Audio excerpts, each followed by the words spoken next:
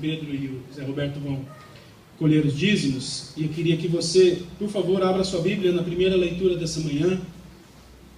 Nós vamos fazer a primeira leitura no Evangelho de Mateus. Algumas semanas atrás, na ministração da palavra, eu me prolonguei um pouco mais, lemos bastante a Bíblia, e no dia de hoje eu vou buscar ser um pouco mais rápido para que nós possamos, quem sabe, viver esse dia, um dia de ansiedade para todos nós. Você encontrou o Evangelho de Mateus? Amém. Amém? Amém. Capítulo de número 12. Vamos ler.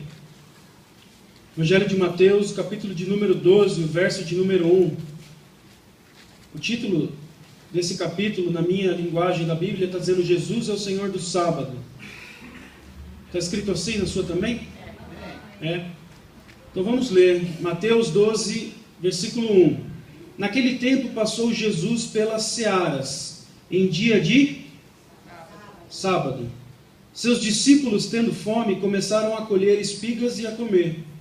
Quando os fariseus viram isso, lhe disseram: olha, os teus discípulos fazem o que não é lícito fazer no sábado. Ele, porém, lhes disse, Jesus disse aos fariseus: não lestes o que fez Davi quando teve fome, ele e os que com eles estavam? Versículo 4. Como entrou na casa de Deus e comeu os pães da proposição, que não lhes era lícito comer, nem aos que estavam com ele, mas só aos sacerdotes? Ou não lestes na lei que no sábado os sacerdotes no templo violam o dia e ficam sem culpa? Jesus dizendo, versículo 6, eu vos digo que quem está aqui é maior que o templo. Mas se vós soubesseis o que significa misericórdia quero e não sacrifícios, não condenaríeis os inocentes, pois o Filho do Homem é Senhor do sábado. Amém. Deus, nessa manhã nós precisamos de conhecimento e sabedoria que vem do Senhor. Amém. Nós precisamos, Pai, da revelação do Teu Espírito Santo, da Tua Palavra sendo colocada nos nossos corações. Amém. Então nós te pedimos, Espírito Santo de Deus, prepara os nossos corações para receber essa semente. Deus, em nome de Jesus, tira toda pedra, todo espinho, que essa semente seja colocada nos nossos corações e que ela frutifique, Deus, para a Tua glória. É o que nós te pedimos, no nome de Jesus. Amém. Amém. Há alguns anos atrás, e eu acho que quando eu falo alguns, eu estou falando há mais de 10, algumas décadas, eu me lembro que eu ouvi uma palavra, ou eu li uma palavra, que era interessante, naquela época eu achava interessante. O pastor que dizia assim, se uma coisa acontece 3 vezes na sua vida, é que ela vai acontecer. Então o discurso da palavra era mais ou menos nesse caminho. Se falam com você 3 vezes alguma coisa, é que ela vai acontecer. O primeiro é um aviso, depois é um sinal, depois é uma confirmação de Deus. E eu fiquei com aquela coisa no meu coração, né? Eu lembro que ele falou de Samuel, né? Porque Eli chamou, o Senhor chamou Samuel por 3 vezes. Ele usou esse exemplo. E ele dizia que se alguma coisa fala com você por 3 vezes, primeiro é o aviso, depois é o sinal, depois é a confirmação. Amém, é o entendimento dele. Eu não creio dessa maneira, mas eu me lembrei disso essa semana. Porque 3 pessoas falaram a mesma coisa para mim. E aí na hora aquilo veio para mim, eu falei, meu Deus, será que é o Senhor? O primeiro estava lá em Sorocaba, trabalhando, encontrei uma senhora, uma moça que eu conhecia há 7, 8 anos, encontrei ela de novo, e ela falou, nossa Henrique, como você está diferente? Sabe quando fica um pouquinho parado? E eu falei assim, diferente como? Ela falou, diferente. E aquilo para mim, eu consegui compreender o que ela estava dizendo, né? Estou mais fofinho, o tempo vai dando para a gente um pouquinho mais de calorias adicionais, né? E aí falou a primeira vez, e a primeira vez eu falei, pô, sinal. Aí eu cheguei e fui para Santos, alguns dias depois, encontrei um amigo que há 3 anos eu não encontrava. Ele falou, Henrique, como você está diferente. E ele usou a mesma linguagem, parando um pouquinho. Sabe quando você pensa antes de falar? Ele falou, Henrique, você está diferente. Eu falei, eu estou diferente? Ele falou, você está diferente. E como homem com homem tem um pouco mais de relacionamento, ele falou, você está mais fortinho, você está mais fofinho, você está mais gordinho. Eu falei, aviso, sinal. E aí a semana passada eu estava saindo da missa, eu fui na missa com meu pai e minha mãe, né? Uma cerimônia familiar. Eu estava saindo e encontrei uma amiga da minha mãe. E mãe que é mãe já não fala isso para filho, né? Mãe gosta que filho está gordinho. Amiga da mãe é a mesma coisa. E ela falou para mim, Henrique, você está diferente. Eu falei, Senhor, acho que é a comprovação de que o Senhor está querendo falar comigo. E aí, eu que tenho um espelho em casa e tenho uma esposa que fala, eu percebi que eu estou hoje com o meu sobrepeso. E eu percebi que eu não estou sozinho nisso. É por isso que eu vim de preto hoje. Diz que o preto engana um pouquinho, né, pastor? E eu percebi que eu não estou sozinho nessa. Eu abri na internet e eu vi que existem mais de 3 milhões de pessoas, 3 bilhões de pessoas no mundo com sobrepeso. Mais de 30% das pessoas hoje têm algum sobrepeso ou até uma obesidade. Imagina 30% das pessoas. O que é 30%? É 1/3. Então nós temos 3 fileiras aqui de cadeiras. Uma das fileiras aqui está com sobrepeso. Eu não sei qual que é. Se está para cá, se está para cá ou se está no meio. Mas o sobrepeso e a obesidade é algo que está chegando para a nossa geração muito mais do que já chegou outrora. Não sei se vocês ouviram nas rádios ou leram nos jornais que agora uma coisa muito comum que acontece são os animais de estimação ter sobrepeso. Vocês já ouviram falar disso? Estão desenvolvendo mais rações, com mais coisas, os animais não se movem tanto. Agora temos os seres humanos com sobrepeso e temos os animais de estimação com sobrepeso. E eu olhei para mim e falei, por que é que eu tenho sobrepeso?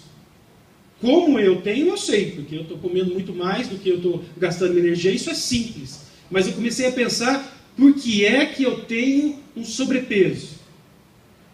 E aí, entendendo os motivos do sobrepeso das pessoas, eu cheguei a uma conclusão lógica e racional que é baseada nos meus maus hábitos. Se você sentar e começar a conversar com a minha mãe e com o meu pai, se você ficar pelo menos mais do que 2 horas conversando com eles e eles começarem a contar e falar do Henrique, eu tenho certeza que eles vão contar 4 histórias para vocês. A Isabela conhece todas elas, porque eles sempre repetem essas histórias. O Henrique, quando era pequenininho, quando ele tinha 2, 3 anos, ele acordava domingo. Que horas que eu acordava, Isabela? 7 da manhã. Eu ia correndo na cama da minha mãe e pedia o quê? Mamadeira. E eu tomava mamadeira de leite com Nescau. Mas eu não tomava uma mamadeira de leite com Nescau. Eu tomava 2 ou 3 mamadeiras de leite com Nescau. Então nós estamos falando de uma criança com 2 anos tomando mais ou menos 1 litro de leite com Nescau por dia. E aí se você continuar a conversar com eles vão te contar numa Páscoa. Você lembra da história da Páscoa? A Isabela está dando risada porque ela lembra. Meu pai adora contar isso.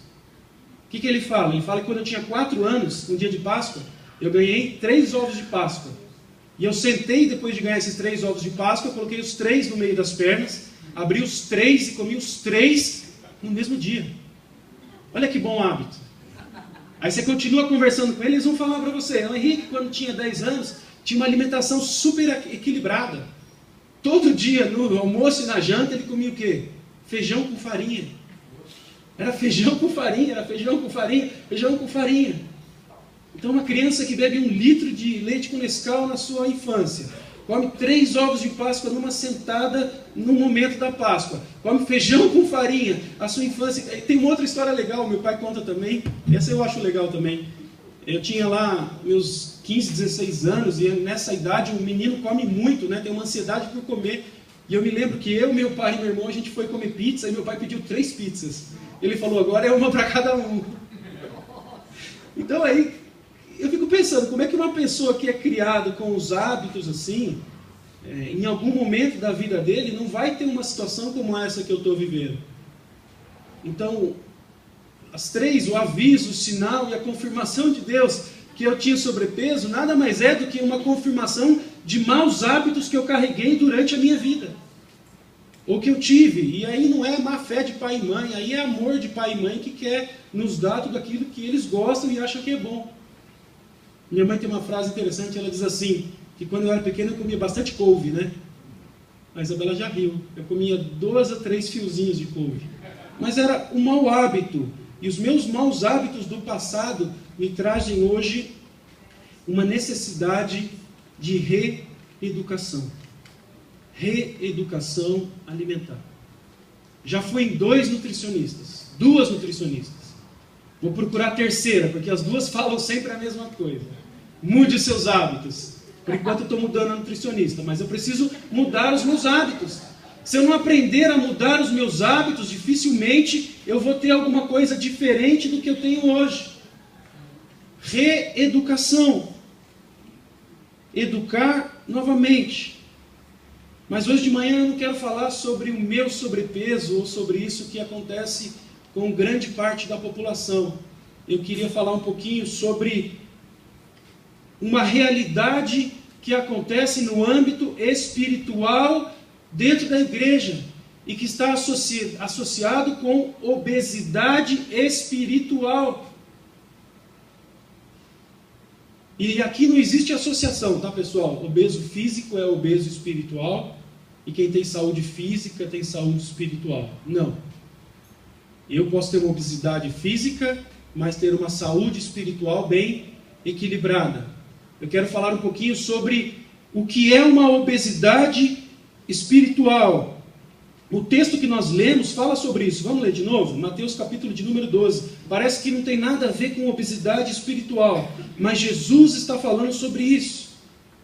Mateus 12, versículo 1. Naquele tempo passou Jesus pelas searas, em dia de sábado. Seus discípulos, tendo fome, começaram a colher espigas e a comer. Então esse comer não tem nada com obesidade. O milho não tem nada com obesidade. Versículo de número 2. Quando os fariseus viram isso, eles disseram: olha, os teus discípulos fazem o que não é lícito fazer ao sábado. Olha que interessante. Era um sábado. Jesus estava andando com seus discípulos e de repente os discípulos com fome viram um milharal. E os discípulos com fome foram ao milharal pegar os milhos para comer, para matar a fome. E nesse momento Jesus está vendo os discípulos pegando os milhos e comer. Chegam os fariseus. E os fariseus falam assim: olha lá, Jesus, você está vendo aquele pessoal ali que foi pegar milho? Eles estão fazendo uma coisa errada. Eles estão praticando algo que é ilícito. Eles estão desfazendo o que Moisés tinha instituído. Eles estão fazendo algo fora da lei. Eles acusam. E por que eles acusavam? Quem eram os fariseus? Os fariseus eram um grupo de pessoas que tinha bastante conhecimento da Torá, bastante conhecimento da palavra de Deus, bastante conhecimento da realidade de Deus daquela época. Eles tinham conhecimento completo da Torá, eles tinham bastante vida com a palavra de Deus, conhecimento teórico, tinham bastante conhecimento da cultura judaica daquela época. Eles sabiam como funcionava a cultura de Israel, e eles eram muito críticos àqueles que não seguiam essa rotina. A Torá, a leitura da Torá, a prática da cultura judaica. Os fariseus eram assim. E eles acusavam quando eles viam alguém fazendo algo diferente do que a lei mandava. E na época que Jesus estava na terra, os fariseus, eles foram muito críticos a Jesus. Porque Jesus trazia uma nova relação com Deus. Um novo caminho. Uma nova forma de se relacionar com Deus. E os fariseus não gostavam disso. Então sempre que Jesus ou alguns dos seus discípulos, eles praticavam alguma coisa diferente do que estava na Torá e na cultura dos judeus, eles acusavam. E aqui os fariseus estão fazendo isso. Lá em Êxodo capítulo 20, quando você lê os 10 mandamentos, está escrito: o Senhor é o Senhor do sábado. 6 dias trabalharás e no 7º descansará. Essa era a lei. Era isso que estava no coração do fariseu. O fariseu sabia que no sábado não se podia trabalhar. E para eles, ir no milharal e pegar o milho era trabalhar. Então os fariseus estão dizendo assim: você está vendo aqueles que te seguem, Jesus? Eles não estão cumprindo a religião. Eles não estão cumprindo tudo aquilo que se entende como relacionamento com Deus. Eles não estão cumprindo as normas. E eles estão sujeitos às condenações de quem não cumpre as normas. Então vamos levar ele para o sinédrio. Vamos julgar os seus discípulos, porque eles estão trabalhando no sábado. E Jesus fala assim: espera aí, pessoal, Vocês não sabem que o próprio Davi fez algo diferente do que a cultura judaica rezava? Davi, em certo momento da vida dele, estava com fome, ele e as pessoas que o seguiam. Ele estava com fome, a única coisa que tinha para comer era o pão que estava dentro do templo, o pão da proposição. Então Davi entrou ali no templo e comeu o pão. E nem por isso os judeus que idolatram Davi foram acusá-lo e foram fazer algo, alguma sentença contra ele. E Jesus fala, peraí, os sacerdotes que também não podem trabalhar no sábado, eles trabalham no sábado, dentro do templo. E aí Jesus, ele passa por 3 versículos que nos ajudam a entender o que é obesidade espiritual. Versículo de número 6. Eu vos digo que o que está aqui é maior do que o templo. Versículo 7. Mas, se vós soubesseis o que significa misericórdia quero e não sacrifícios, não condenaríeis os inocentes. Versículo 8. Pois o Filho do Homem é Senhor do sábado. Irmãos, como um fariseu se relacionava com Deus? Imagina você, uma pessoa que era da religião dos judeus, que era descendente de Moisés, e que durante 1500 anos depois de Moisés, entendeu que a forma de se relacionar com Deus era assim: um templo, no começo um tabernáculo com Moisés, e depois um templo com Salomão, um lugar onde você vai. Então a relação com Deus está associada ao lugar. Os fariseus aprenderam que o relacionamento com Deus estava associado a um lugar. Você vai ao templo. E você vai no templo não todos os dias, você vai no sábado. Então os judeus iam aos sábados no templo. Então eles tinham um lugar específico para ir e um dia específico para ir. E eles tinham também uma pessoa específica que fazia o relacionamento entre o judeu e o Senhor. Então na cabeça do fariseu funcionava assim: a minha religião é ir num templo, num sábado, conversar com um sacerdote ou o sumo sacerdote, que era o intermediário entre Deus e o homem. E mais do que isso, o fariseu aprendeu que o que ele tinha que fazer, a atitude dele era levar um novilho, levar um boi, levar uma pombinha, para que o sacrifício, a morte desse animal, fosse a sua prática de relacionamento com Deus. Olha como funcionava a cabeça do fariseu. Como me relaciono com Deus? No templo, no sábado, através do sumo sacerdote ou do sacerdote, e levando a minha oferta. 1500 anos os judeus ouvindo isso. Essa era a forma de religião constituída no coração do fariseu. Esse fariseu, ele chega nesse texto que nós lemos com Jesus, e Jesus fala isso no verso 6, eu sou maior do que o templo. Aí o fariseu ficou louco, ele falou, como que um cara chega aqui, 1500 anos eu estou ouvindo de que o tabernáculo e o templo é o lugar do Senhor, e chega alguém dizendo aqui que é maior do que o templo. Como alguém chega aqui e diz isso? Eu sou maior do que o templo. E Jesus uma vez chegou para os fariseus e falou assim, vocês gostam desse templo? É o seguinte, vocês ficaram um tempão para construir, vou destruir, em 3 dias eu vou reconstruir. Para, é chegar no meio da torcida do Corinthians e dizer, eu amo Palmeiras.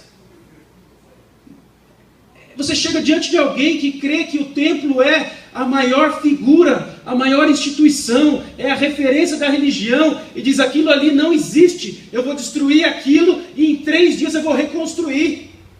Jesus está dizendo, a maneira como vocês se relacionam com Deus até hoje é de uma maneira, e após mim, a relação com Deus ela muda. E ele não está só falando do templo, ele fala do sábado. Ele fala no versículo de número 8, pois o Filho do Homem é o Senhor do sábado. Mas é o sábado que é importante para os judeus. E Jesus está dizendo, não é o sábado, eu sou o Senhor do sábado. E no versículo 7 Jesus diz, Misericórdia eu quero e não sacrifícios. Eles sabiam que o que eles tinham que fazer era sacrifício. E Jesus está falando, não precisa mais fazer sacrifício. O que eu quero é misericórdia. Sabe o que Jesus está fazendo? Imagina um prédio que tem uma estrutura com 4 pilares. Ele está chutando os pilares da religião dos judeus. Ele está dizendo, religião não se faz num dia específico. Religião não se faz num lugar específico. Religião não se faz através de uma pessoa específica. E religião não se faz através de uma metodologia ou de uma prática específica. Primeira coisa que eu quero dizer para nós nessa manhã é que nós fomos educados para sermos pessoas religiosas. Quando nós estávamos cantando Novo Dia e Novo Tempo, eu me lembrei do dia em que uma pessoa chegou para mim e fala assim, Henrique, eu não vivo uma religião, eu vivo um relacionamento com o Senhor. Aquele dia foi um novo dia para a minha vida. Aquele dia foi um novo tempo para a minha vida. Porque quer seja numa igreja evangélica, quer seja numa igreja católica, quer seja em qualquer outra instituição onde nós crescemos ou desenvolvemos a nossa vida em Cristo, o que nós aprendemos é religião. É ou não é? É impressionante, às vezes eu ouvi uma frase que para mim é religião pura. Desculpa, pastor, mas a pessoa falou assim, nós vamos então no domingo, nós vamos na igreja, nós vamos falar com o pastor e ele vai orar por você. Amém. Você pode vir na igreja no domingo, falar com o pastor, ele vai orar com você e isso pode mudar a sua vida.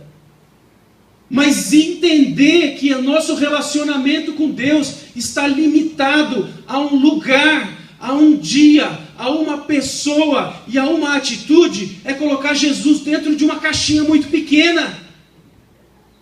É limitar o que Deus pode fazer. Irmãos, um dia eu vou perguntar para Jesus por que Ele me escolheu, porque tem tanta gente muito mais capacitada do que eu para fazer o que está fazendo, porque eu não sei que atributo que há em mim. Não tem atributo, é só uma disposição. É só você começar, é só a gente começar a entender que não é seguir um dogma, não é seguir uma repetição, não é deixar Jesus fechado, não é restringir o agir de Deus em cima da vida de uma pessoa. Amém, Deus age muito através do pastor Justino e vai continuar por toda a vida dele. Mas o manifestar o poder da graça do Senhor não se limita à vida dele. Ele está disposto a cada um de nós, a mim, a você, a cada um que se dispõe a colocar diante do Senhor. A palavra diz que Ele derramará o Espírito Santo sobre toda a criatura, e Ele nos dará poder para sermos testemunhas. Amém. Não é sobre uma pessoa, é sobre todo aquele que se dispõe, é sobre aquele que entende que há um novo dia. E que esse novo dia, esse novo tempo não está associado com religião. Olha que engraçado. Às vezes nós entendemos que na nossa religião é no domingo, porque nós não entendemos o sábado, nós entendemos o domingo. É num lugar, é aqui, ó, é nesse prédio, aqui na rua Almirante Charles Burt. É através de uma pessoa, e é através do ritual que a gente tem. E nós criamos a nossa religião em cima disso. O que é a religião? Religião é o espírito da divisão. É quando nós olhamos o mundo de maneira dividida entre um lugar santo e um lugar não santo. Isso é religião. Por quê? Porque aqui dentro é um lugar santo, mas comer uma pizza na casa do Diogo não é um lugar santo. Isso é religião. Quando a gente pensa nesses termos, a gente começa a se vestir com uma roupa de religioso. Então a gente tem uma roupa para vir num lugar santo e uma roupa para ir num outro lugar. Porque aqui é lugar santo, mas lá não é lugar santo. Então essa divisão que nós fazemos involuntariamente de lugar santo, lugar não santo, essa associação que nós fazemos, pessoa santa e pessoa não santa. Por exemplo, eu vou orar com determinada pessoa porque só aquela pessoa pode orar. Irmãos, o Espírito Santo está disponível para todos aqueles que entendem, que renunciam, que vivem uma vida de santidade. Não está restrito a pessoas que já fazem isso. O pastor já faz, o irmão já faz, muitas pessoas já fazem. Então o Espírito Santo já está agindo através deles. E nós, ao invés de buscarmos o Espírito Santo, nós buscamos as pessoas. Nós associamos religião a essa separação. Lugar santo, dia santo, pessoas santas e rituais santos. Por exemplo, eu vou ser curado tomando a ceia do Senhor. E o pão e o vinho, sendo pão e vinho, eles não significam nada. São apenas figuras de algo que Deus pode fazer. Porque não é o pão e o vinho, é aquele que morreu na cruz e se despedaçou por nós. É Ele que pode nos curar. Então nós achamos que é o pão, mas não é o pão, é o Cristo. Nós achamos que é o vinho, mas não é o vinho do supermercado, é o sangue de Jesus. E nós olhamos para a ceia e achamos, é a ceia que faz. Mas não é a ceia, é o Senhor da ceia. Não é o sábado, é o Senhor do sábado. Amém. Nós fomos educados em cima de uma religião. Nós vivemos praticando isso. E eu acho interessante, é uma coisa cíclica na minha vida, essa palavra ela volta no meu coração. E às vezes eu me pego nos domingos praticando religião. É quando eu chego aqui e fico pensando no amanhã, no meu trabalho, na dificuldade, no problema, e eu me apego praticando algo que é teórico. E não vivo isso. Por que nós fazemos isso? Porque nós somos educados a fazer isso. Nós somos educados a ser assim. Segunda coisa que eu queria dizer para nós nessa manhã é que ser religioso nos traz obesidade espiritual. Ser religioso nos faz crentes mais fofinhos. Então, se alguém falar assim para mim, para você, Gabriela, você está diferente. A Gabriela não tem problema na obesidade. Mas diferente, às vezes espiritualmente. É interessante como o cristão hoje em dia está parecido com o mundo. Está muito parecido. Você já chegou a pensar naquela passagem onde os guardas vão prender Jesus? Os guardas vão prender Jesus, não vão? Para crucificar. Aí como é que alguém mostra para os guardas quem era Jesus? O que Judas fez? O que ele fez para identificar Jesus? Ele beijou. Então ele combinou com os guardas. Guardas, é o seguinte: aquele que eu beijar, vocês vão saber que é Jesus. Espera aí. Como é que se Jesus entrar aqui, eu não vou saber que Jesus é Jesus? Não sei, às vezes a gente imagina que Jesus é facilmente reconhecido por pessoas que não o conhecem. Mas eu entendo nessa passagem que Jesus era parecido fisicamente com os seus discípulos. Mas eu tenho certeza de que se um guarda começasse a conversar com Jesus, em menos de 1 minuto, ele ia descobrir que Jesus era Jesus. É isso que nós temos que vivenciar hoje.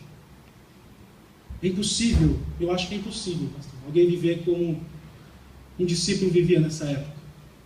É muito difícil. A realidade é outra. A situação é outra. O mundo nos exige outras coisas. O mundo tem uma velocidade muito maior. Então nós ficamos cada vez mais parecidos com o mundo. Mas nós precisamos desenvolver em nós esse hábito de uma pessoa que começa a conversar conosco e em menos de 1 minuto percebe que nós somos cristãos. Porque existe algo de diferente em nós. Há um Espírito Santo em nós. Às vezes na nossa aparência nós não somos nada diferente de alguém. Mas as pessoas precisam notar em nós que há algo diferente. Nós temos que ser percebidos pela sociedade, pelos amigos, pelos companheiros de trabalho, pelas pessoas que nos cercam. Nós temos que ser percebidos. As pessoas têm que dizer: existe algo de diferente em você. Você não reclama, ou você reclama menos. Você não murmura. Você não cria contenda. Você não troca violência com violência. Você não julga. Você não critica. Tem alguma coisa de diferente em você. Você traz paz. Isso são coisas que as pessoas sentem quando estão de frente a um verdadeiro cristão. Às vezes essa obesidade espiritual, ela nos deixa tão pesados que nós acabamos não refletindo a glória de Deus. Irmãos, e essa obesidade espiritual, ela tá numa outra parábola, ela está em Lucas 10. Abra comigo a sua Bíblia, no Evangelho de Lucas. É uma parábola que eu acho extremamente relevante e que de tempos em tempos eu volto a lê-la, porque ela me coloca muitas dúvidas. Lucas 10. Lucas 10. Essa semana eu vi o pastor falar sobre isso e eu achei muito legal. Lucas 10. Diz assim, Evangelho de Lucas, capítulo de número 10, versículo de número 25. Levantou-se certo doutor da lei e, querendo pôr Jesus em provas, perguntou-lhe: Mestre, que farei para herdar a vida eterna? Jesus lhes respondeu: O que está escrito na lei? Como você lê? Respondeu-lhe o homem: Amarás o Senhor teu Deus de todo o teu coração, de toda a tua alma, de toda a tua força e de todo o teu entendimento, e ao teu próximo como a ti mesmo. Então Jesus lhe disse: Respondeste bem, faz isso e você vai viver. Ele, porém, querendo justificar-se a si mesmo, disse a Jesus: E quem é o meu próximo? Essa é a parábola do bom samaritano. Versículo 30. Respondeu-lhe Jesus: Descia um homem de Jerusalém para Jericó e caiu nas mãos dos assaltantes, os quais os despojaram, os espancaram e o retiraram, deixando ele meio morto. Casualmente descia pelo mesmo caminho certo sacerdote, que vendo-o passou de largo. De igual modo também um levita chegou àquele lugar e vendo-o passou de largo. Mas um samaritano que ia de viagem chegou perto dele, viu, moveu-se de compaixão, aproximando-se, atou-lhe as feridas, deitando-lhe azeite e vinho. Então, pondo-o sobre a sua cavalgadura, levou para uma hospedaria e cuidou dele. Um homem foi saqueado e foi violentado, estava à beira do caminho, à beira da vida, estava jogado. Passou ao lado dele um pastor, passou ao lado dele um dos principais da igreja e fingiu que não viu. Passou do lado dele de novo um levita, aquele que canta ao Senhor, e fingiu que não viu também. Mas passou um homem que era um samaritano, e samaritano nessa época era sinônimo de uma pessoa que não era tão importante, era um judeu misturado com uma outra raça, era uma pessoa marginalizada, mas o samaritano, ele parou e cuidou do homem. Eu ouvi essa semana e eu achei maravilhoso. Imagina que você está na porta do céu e tem uma prova para você, uma prova com duas respostas, uma pergunta e duas respostas. Você escolhe uma delas. E se você acerta a pergunta, você entra no reino de Deus. E a pergunta é: quem foi salvo? O religioso ou o samaritano? Essa é a diferença entre religião e relacionamento com Deus. O religioso, ele conhece a palavra. O religioso, ele conhece a cultura. O religioso, ele pratica uma religião. Ele pratica uma religião cega. Mas aquele que tem relacionamento com o Senhor, ele pratica amor, ele pratica misericórdia, ele pratica compaixão, ele entende o que acontece na vida do outro, ele pratica compaixão, ele compartilha de angústia, ele levanta aquele que está caído. É isso que o Senhor está querendo nos ensinar em Mateus 12, que a religião já ficou para trás. A partir de Jesus não existe mais lugar santo, pessoa santa, atitude santa, roupa santa, modo de andar santo. Não, todos os lugares são santos. O que eu estou fazendo é santo. E o que eu estou fazendo? Eu estou tomando banho. E tomar banho é algo santo ao Senhor. Eu estou lavando roupa. Eu estou indo ao cinema. Eu estou conversando com os meus amigos do trabalho. Tudo que eu estou fazendo é algo santo. Por quê? Porque Deus não está restrito a este lugar.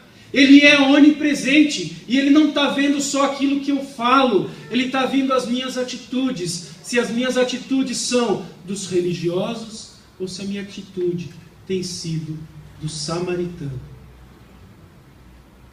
Porque nós estamos obesos espiritualmente? Porque nós somos religiosos.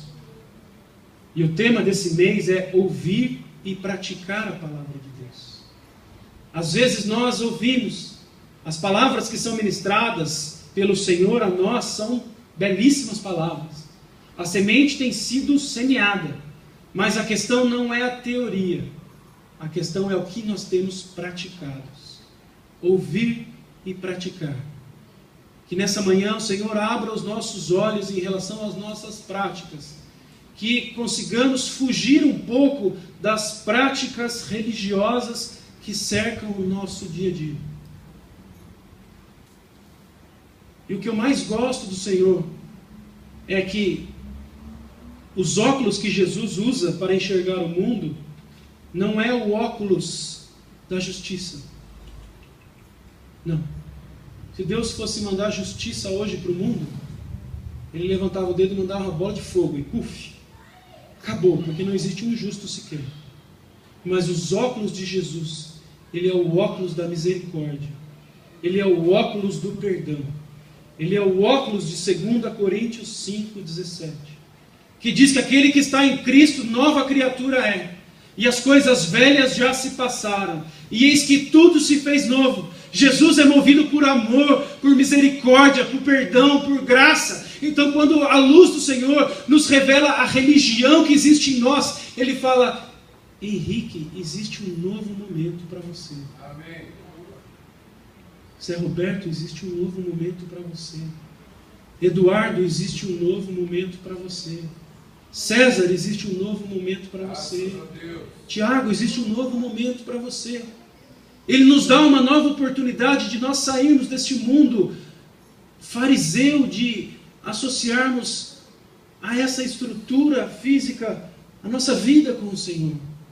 Ele nos oferece uma oportunidade de deixarmos as práticas e darmos a mão para Jesus e continuarmos a nossa caminhada de uma nova maneira, uma maneira de relacionamento.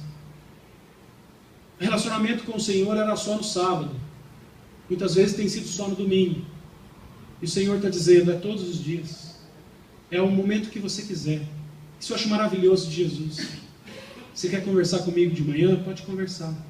No almoço? Pode conversar. À tarde? Pode conversar. Você quer acordar de madrugada? Pode conversar.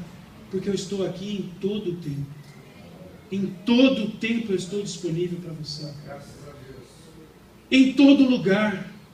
Você não precisa ir em Judéia, Samaria, confins da terra, no templo de Salomão, lá em São Paulo, em Aparecida, aqui no interior, num monte, num monge, vir aqui a essa igreja. Não é o lugar, é na sua casa, é dentro do seu carro, é fazendo exercício físico, é onde você está, é no supermercado, é onde você vive.